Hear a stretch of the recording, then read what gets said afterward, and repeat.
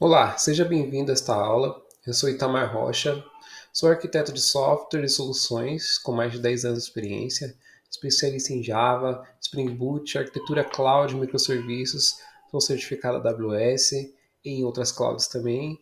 Tenho experiência com bancos de dados, API REST, desenvolvimento full stack, atuação em grandes empresas como Santander, Alelo, Embraer, entre outras. Atualmente estou cursando MBA em Gestão Empresarial e sou pós-graduado em Arquitetura de Cloud.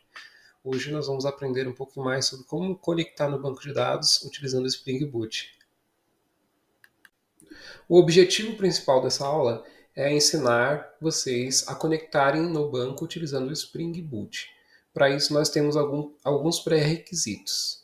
Primeiramente, nós temos que ter instalado na máquina o Java, uma ideia de desenvolvimento da sua preferência, e também nós vamos ter que ter o projeto de exemplo, a qual nós vamos mostrar aqui no desenvolvimento dessa aula.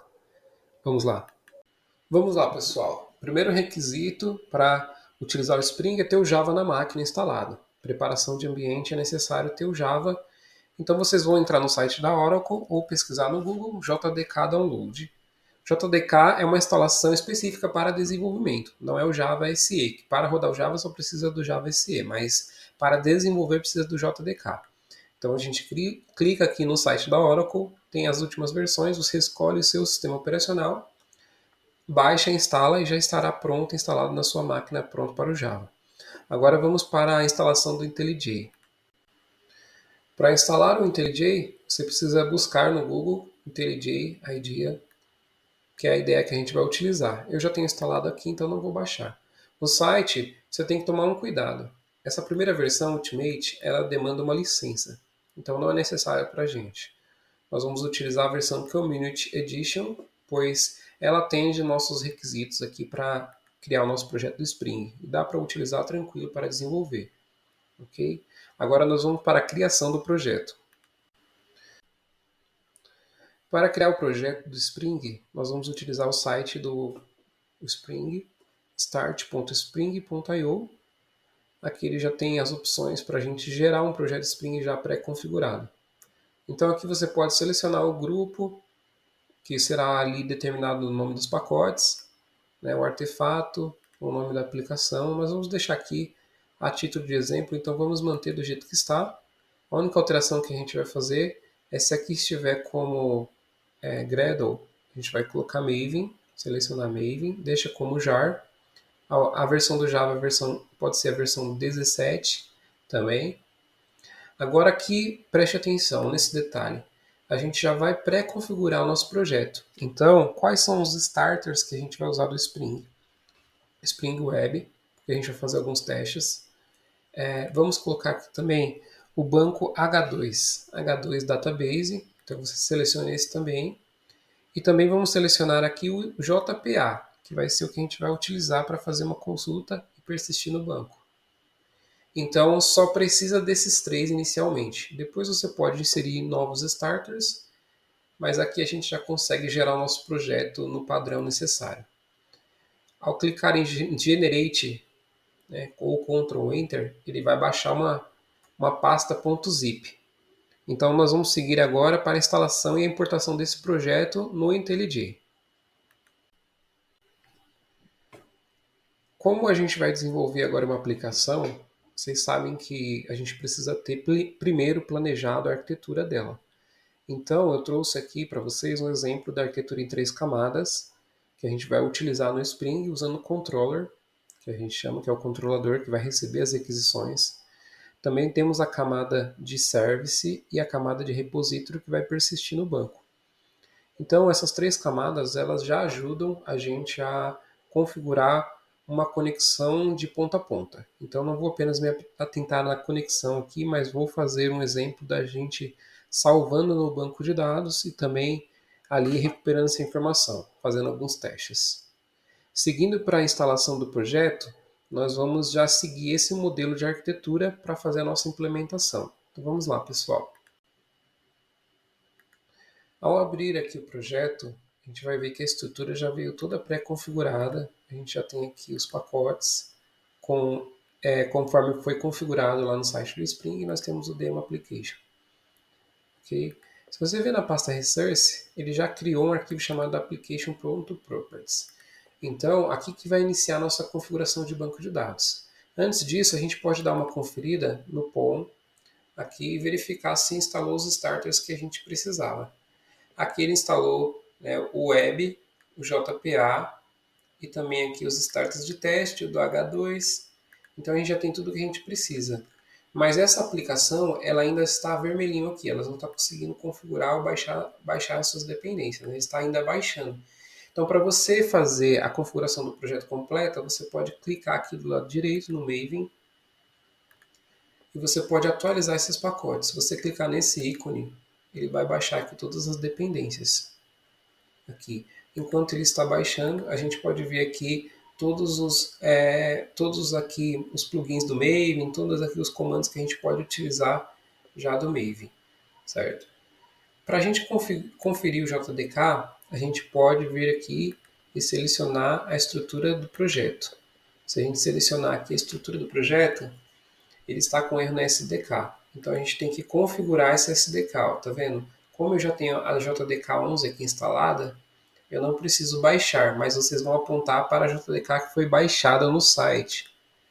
Após configurar isso, aplicar, a gente dá uma conferida também aqui nos módulos, ver se não tem. Aqui estamos com já tudo pré-configurado. Nós seguimos aqui para a compilação do projeto. Isso é muito importante a gente fazer isso antes, porque senão na hora que a gente começa a criar as classes, o Java não entende ali o que a gente está fazendo. Então, essas configurações básicas são necessárias para a gente iniciar o desenvolvimento. E a gente pode vir aqui, para conferir a instalação do Maven, a gente pode também seguir aqui em Settings. Aí ele vai abrir aqui uma tela de configuração.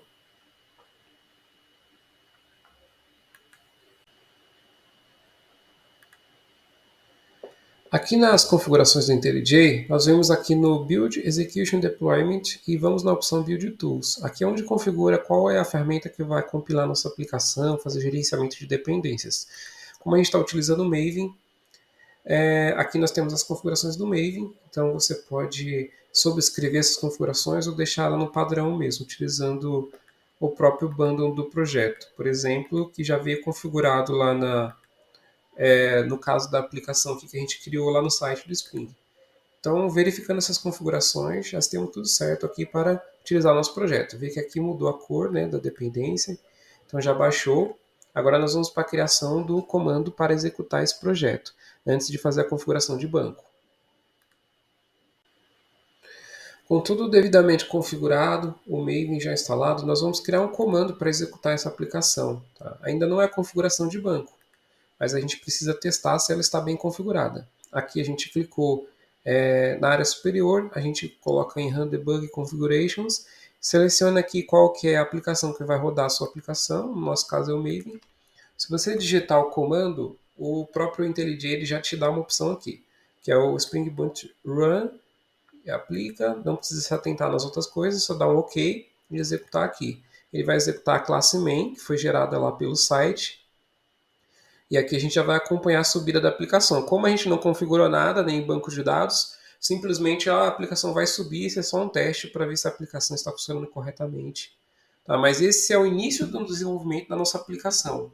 A partir daqui a gente vai começar a configurar o banco, já vamos para a principal ponto aqui de configuração, para você entender como é que funciona uma conexão. Se você analisar aqui, ele vai pedir aqui permissão para acessar a rede, porque ele está subindo aqui já algumas configurações de banco que vem padronizado no Spring, tá? Então a gente não configurou nada ainda, ele vai pegar só do starter lá do H2 e fazer algumas configurações que a gente pode verificar aqui, tá? O Spring ele já se autoconfigura para muita coisa. O que a gente precisa fazer agora? Só dar uma instrução para o Spring para ele apontar para o banco de dados que a gente precisa. Vou pausar a aplicação e nós vamos seguir aqui na configuração do Spring. Então, para a gente configurar, como ele gerou esse arquivo application.properties, e se você estiver num projeto, pode ser que ele seja application.yaml também, ele aceita os dois formatos, a gente tem aqui, no caso, aqui é onde a gente vai inserir as nossas configurações de banco, tá bom? Então, nós vamos pegar aqui as nossas configurações, onde já salvei aqui. Ó, vou colocar aqui no application. E a gente pode até colocar um comentário aqui, configurações de banco de dados. Opa, pequeno erro. Então, se você seguir aqui, o Spring ele tem esse data source, que tem o URL, o driver, username e password. No caso do H2, não precisa passar o password. Então, nós vamos seguir aqui com essa configuração usando um dialeto do H2. Se o seu banco for um Postgres, for um SQL Server, ou se ele for um outro tipo de banco, né, um Oracle, por exemplo, qualquer outro tipo de banco, você vai ter que seguir o dialeto do banco. Isso faz com que o framework ele trabalhe com a sintaxe ali das queries de acordo com o banco. Então, essa configuração aqui é para a gente conseguir ver o console, ver os dados sendo salvos lá na aplicação. Agora a gente precisa configurar a tabela que a gente vai criar lá no banco de dados. Então, vou criar aqui uma classe para representar a tabela. Essa classe ela vai se chamar user. Vou fazer uma tabela de usuário. User representa um usuário. Então, para eu informar que isso aqui vai ser uma tabela, eu tenho que digitar aqui uma annotation do tipo table. Então, vamos lá. Eu posso determinar o nome da tabela também. Vou colocar o nome da tabela do tipo users. E aí eu vou informar para ela que aqui vai ser uma entidade. Pronto. Precisamos da chave primária. Então, private do tipo long. Vamos colocar aqui o ID do usuário, né? Por exemplo. Qual é o ID do usuário? O ID do usuário, aqui é do tipo ID, para ele saber que é uma chave primária. Aí a gente pode colocar aqui também como que vai ser gerado, né, esse ID. Posso colocar uma estratégia, a estratégia do tipo identity, que eu vou seguir o que o banco determina para gerar essa chave. Coloco o nome, coloco também aqui o e-mail do tipo string, e-mail, e vou criar os meus get setters aqui. Vou criar por aqui para vocês verem que tem um atalho legal aqui de criação, tá vendo? Vocês podem gerar por aqui, para não ficar usando só o comando e às vezes fica muito rápido e não consegue acompanhar. Então tem uma tabela com nome, e-mail e ele vai gerar automaticamente para mim o ID ali e a chave primária. Eu começo por aqui. Agora o que eu preciso para manipular essa tabela? Eu preciso de um repository. Então o repository eu vou criar com um padrão de user, que é o nome da entidade, e no final repository. Ela tem que ser do tipo interface, porque eu vou estender o JPA repository. Então, eu preciso informar para o JPA qual que é a classe, que é a entidade, que é o user, qual que é o tipo da chave primária, do tipo long. Aqui eu coloco o repository para informar para o Spring que esse cara aqui vai ser gerenciado pelo Spring, é um repository que vai manipular as tabelas. Ok? Aí eu preciso criar minha API. Para eu criar minha API, eu vou criar uma classe user controller, seguindo a mesma convenção. Né? Eu sigo a mesma convenção aqui. Aqui que eu vou falar para essa classe. A classe, você vai ser um REST controller, por exemplo. Aí eu posso botar um mapeamento para eu definir qual que vai ser ali o caminho na web para me chamar minha API, que vai ser no caso do tipo users, né? Se eu vier aqui agora e fizer a implementação eu vou fazer agora a utilização do meu repository, né? Eu posso injetar ele e falar para o Spring controlar esse user repository para mim. Então eu venho aqui, coloco outward para ele falar, o Spring injeta e controla essa dependência para mim. E venho, crio dois métodos aqui. Um vai ser um para salvar, tá? Então eu vou create user, create user. Vou passar aqui no body, ou seja, na request body,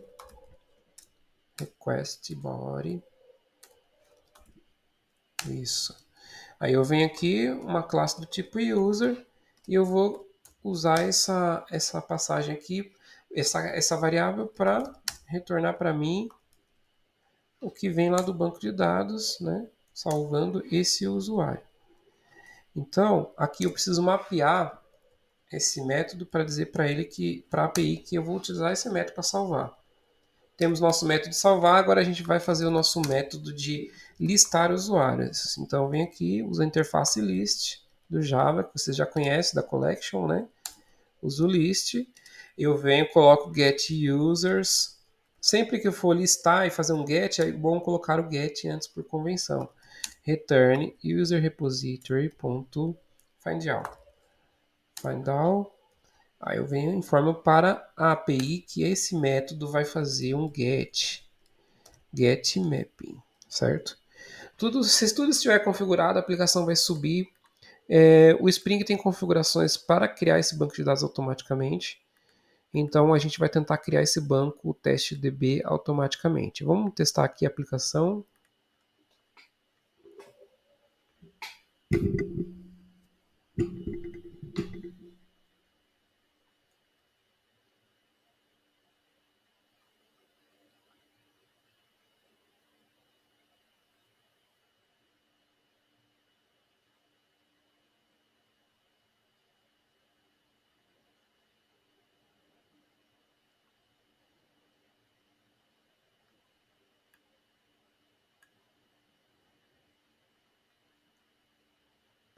Aplicação de pé na porta 8080, que é a porta padrão aqui que a gente não alterou, certo? Então já está aqui configurando JPA, fazendo todas as configurações do Spring e a aplicação já está rodando na porta 8080.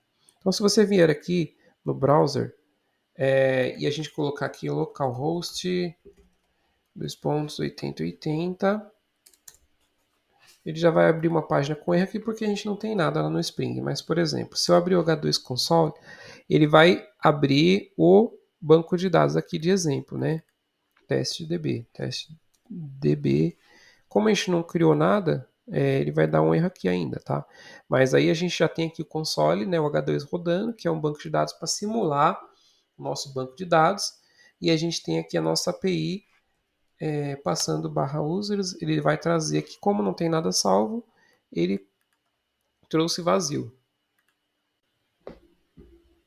Bom, agora que a gente já listou e viu que não tinha nada lá, eu fiz um teste aqui, rodei, mas eu vou rodar essa aplicação chamada Postman, que vocês já conhecem, que é para chamar as APIs. Aqui em cima a gente coloca o URL da nossa API, né, na porta 8080 /users, que foi o que a gente criou na controller, e eu falo do tipo post e passo o corpo aqui do tipo JSON, né? Então a gente colocou aqui um exemplo, o nome e o e-mail do João Silva. Agora eu vou criar um novo nome aqui, Felipe Machado, né? Então vamos salvar aqui. A API já me retornou aqui o Felipe Machado. Se eu vier aqui e atualizar a chamada, eu consigo verificar que foi criado o registro Felipe Machado aqui no banco. Beleza, pessoal, funcionou nossa API e também nossa configuração de banco. O que vocês precisam se atentar somente, essas configurações elas variam de acordo com o banco. Então essa string de conexão normalmente ela vem do pessoal de banco de dados que criou o banco, ou se foi você mesmo que criou, a cloud vai te fornecer uma URL de conexão. E também o driver tem que ser específico, o usuário e senha, né, básico, e o dialeto do seu banco que você está utilizando.